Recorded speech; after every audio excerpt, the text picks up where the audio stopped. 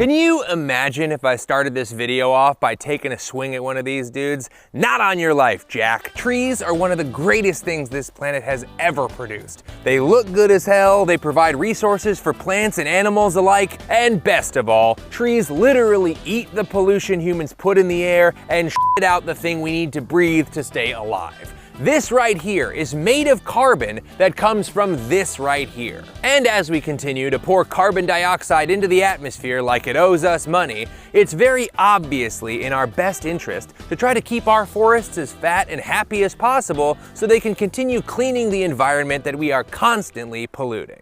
Unfortunately, we're not doing that. If trees could talk and I asked them about people, I imagine I'd have to bleep a lot of it out. How would you like to have someone and you?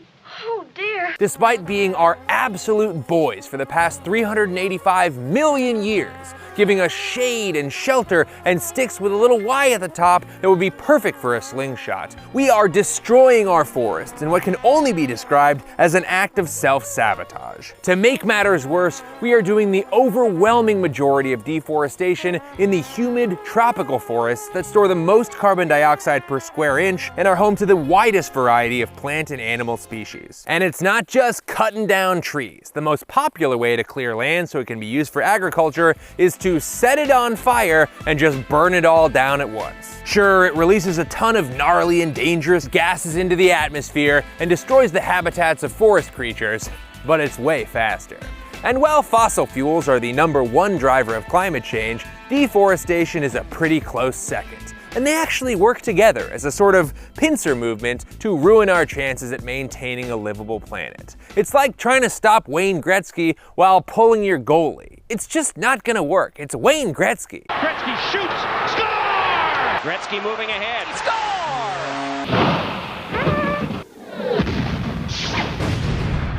And would it shock you to hear that at the helm of this rampant deforestation are the massive multinational food and consumer product companies that we know and love? Oh shit, is this dude trying to say capitalism is bad in a YouTube video?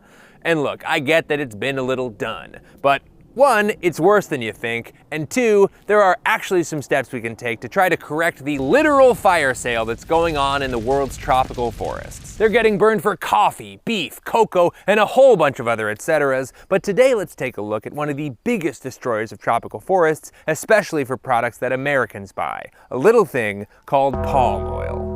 Hi, I'm Raleigh Williams, a guy with a climate science and policy degree, and more importantly, an axe safety certification from the Boy Scouts that's literally called a totem chip. And this is a video about deforestation. Welcome to Climate Town.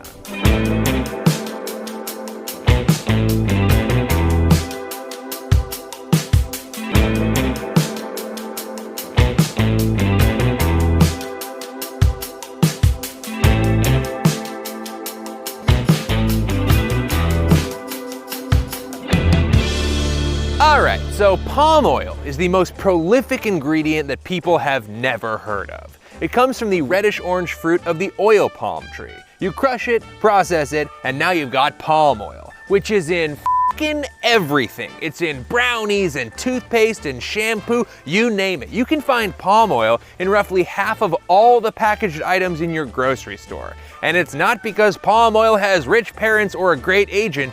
Palm oil is in everything because it's an incredible oil. It's got a high smoke point, which makes it good for frying.